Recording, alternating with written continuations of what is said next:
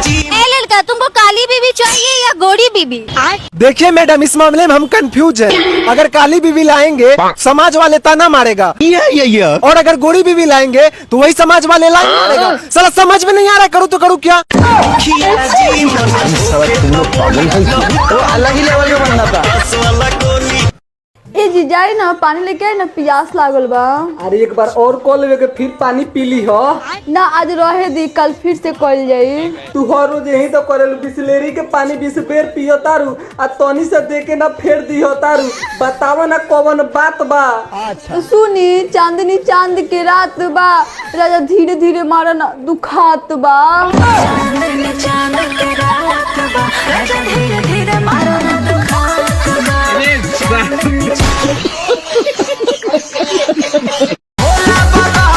लड़का, सावन में तुम भोला बाबा से क्या मांगना चाहोगे?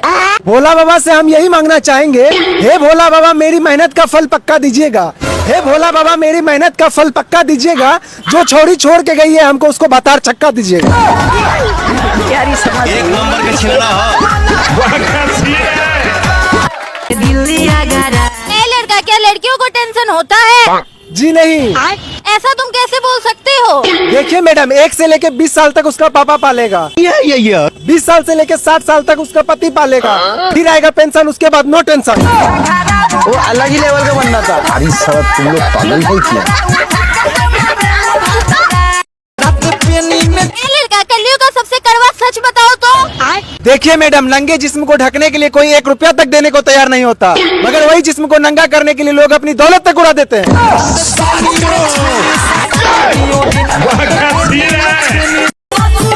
ए लड़का, अगर दुनिया में रात नहीं होती तो क्या होता? तो सुहागरात कैसे मनाते? अलग ही लेवल का बनना था। बेटी बोझ नहीं, पिता का सबसे बड़ा अभिमान होती है। दीनानाथ एक साधारण क्लर्क थे। उनकी 2 बेटियां अदिति, शिखा और एक बेटा रोहन था। पूरी जिंदगी उन्होंने अपने बच्चों की पढ़ाई और परवरिश में लगा दी। समय बीता और बड़ी बेटी अदिति की शादी की उम्र हो गई। कई रिश्ते देखने के बाद एक अच्छे परिवार से रिश्ता आया। लड़का बैंक में अफसर था। दीनानाथ और उनकी पत्नी पार्वती बहुत खुश थे। लेकिन शादी की बात आगे बढ़ी तो लड़के के पिता ने कहा, हमें कुछ नहीं चाहिए, बस शादी हमारी प्रतिष्ठा के अनुसार होनी चाहिए, और एक गाड़ी तो लड़के के लिए जरूरी है। यह सुनकर दीनानाथ के पैरों तले जमीन खिसक गई। मांगी गई रकम उनकी सारी जमा पूंजी से भी ज्यादा थी। रात रात भर वे जागकर हिसाब लगाते। अगर अदिति की शादी में सब कुछ खर्च कर दें तो बाकी बेटियों और बेटे के भविष्य का क्या होगा? एक दिन अदिति ने अपने पिता को चिंतित देखा। उसने उनकी डायरी में कर्ज का हिसाब भी देख लिया। वह पिता के पास बैठी और बोली, पिताजी, क्या गाड़ी और पैसों से मेरी खुशियों की गारंटी मिल जाएगी? दीनानाथ चुप रहे। अदिति ने कहा, जिस परिवार को मेरे संस्कारों से ज्यादा आपके पैसों की चिंता है, वहाँ मैं कभी खुश नहीं रह सकती। अगर आप मेरी खुशी चाहते हैं तो यह रिश्ता मना कर दीजिए। यह सुनकर पार्वती घबरा गईं। उन्होंने कहा, लोग क्या कहेंगे, ऐसे रिश्ते बार बार नहीं आते। अदिति मुस्कुराई और बोली, माँ, समाज हमारे कर्ज नहीं चुकाएगा। पिताजी ने हमें पढ़ाया लिखाया है, यही मेरा सबसे बड़ा दहेज है। मैं कोई बोझ नहीं हूँ। मैं नौकरी करूंगी और अपने परिवार का सहारा बनूंगी। बेटी की बातें सुनकर दीनानाथ की आंखों से आंसू बह निकले। उन्होंने उसी समय वह रिश्ता ठुकरा दिया।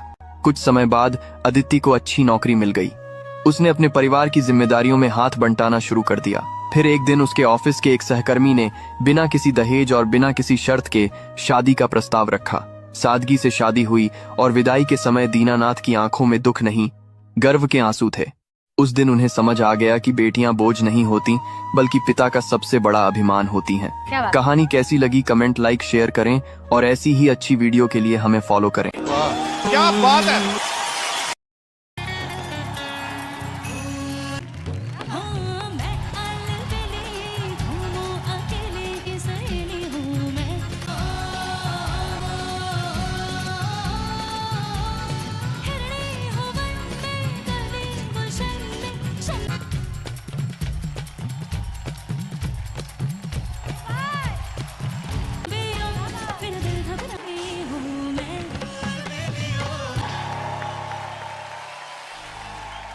आंखों में आंसू आ रहे थे। मैं आई फेल्ट कि तुम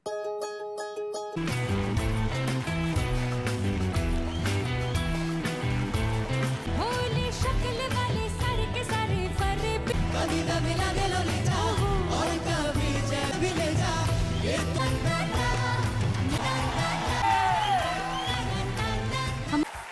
हिस्टोरिक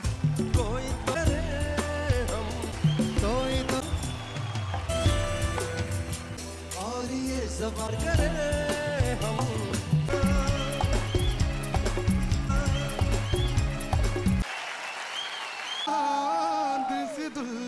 हम जमी पे के तेरी गली बाबुल के शराबी ये दिल हो गया।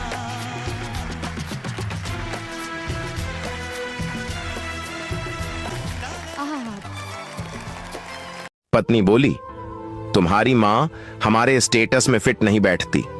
मेरी सहेलियां आती हैं, वो पूछती हैं कि ये गंवार सी औरत कौन है। पति बोला, अब क्या करूं, शर्म तो मुझे भी आती है। आराम से छोटे भाई के साथ गांव में रह रही थी। पता नहीं क्या सुझा कि हमारी छाती पर आकर बैठ गई। पत्नी बोली, कुछ ले देकर भेज दो, वरना मुझसे इनके साथ नहीं रहा जाएगा। पहनावा भी ऐसा पहनती है कि काम वाली बाई से भी ज्यादा गरीब नजर आती है। बेटा माँ के पास गया और बोला, माँ तुम तो जानती हो मैं बड़ा आदमी बन गया हूँ, बड़े बड़े लोगों में मेरा उठना बैठना है। अच्छा नहीं लगता जब आप इन कपड़ों में उनके सामने आती हो। आपकी बहू की सहेलियां भी बड़े घर की हैं, वे भी उसे ताना मारती हैं कि ये गंवार औरत कौन है, वृद्धाश्रम में तुम रह नहीं पाओगी, इसलिए छोटे के पास गांव लौट जाओ, क्योंकि मुझे आपके कारण अपनी सोसाइटी में शर्म आती है। माँ बोली, कितना बड़ा आदमी बन गया तू। बेटा बोला, इतना बड़ा बन गया हूं कि तुम्हारे सारे कर्ज चुका सकता हूं। तुम ऐसा करो, अब तक मुझ पर जो भी खर्चा किया है वो ब्याज सहित जोड़कर बता दो, मैं सब चुका दूंगा, फिर तुम चली जाना, दोनों सुखी रहेंगे। अब हमारी साथ नहीं निभ सकती। मां उदास होकर बोली, बेटा हिसाब जरा लंबा है, इतनी जल्दी नहीं बता सकती, मुझे थोड़ा वक्त दो। बेटा खुश होते हुए बोला, ठीक है, तुम 3-4 दिन में सोचकर बता देना, मैं इंतजार कर लूंगा। रात हुई, सब सो गए। मां ने एक लोटे में पानी लिया और बेटे के कमरे में आई। बेटा जहां सो रहा था उसके एक ओर पानी डाल दिया। बेटे ने करवट ले ली। मां ने दूसरी ओर भी पानी डाल दिया। बेटे ने जिस ओर भी करवट ली, मां उसी ओर पानी डालती रही। तब परेशान होकर बेटा उठकर चीख कर बोला, मां ये क्या है, मेरे पूरे बिस्तर को पानी पानी क्यों कर डाला। मां बोली, बेटा तूने मुझसे पूरी जिंदगी का हिसाब बनाने को कहा था, मैं अभी ये हिसाब लगा रही थी कि मैंने कितनी रातें तेरे बचपन में तेरे बिस्तर गीला कर देने से जागते हुए काटी हैं। ये तो पहली रात है और तू अभी से घबरा गया। मैंने अभी हिसाब तो शुरू भी नहीं किया है जिसे तू अदा कर पाए। बेटा रुपए पैसे के जोड़ तोड़ का इंतजार कर रहा था, मगर मां तो पेचीदा मेटर ले आई। वह मां को कोई जवाब नहीं दे सका। मां बोली, तू फिक्र मत कर, मैं सुबह चली जाऊंगी, मगर आइंदा कर्ज उतारने की बात मत करना, ये तेरी औकात से बाहर है।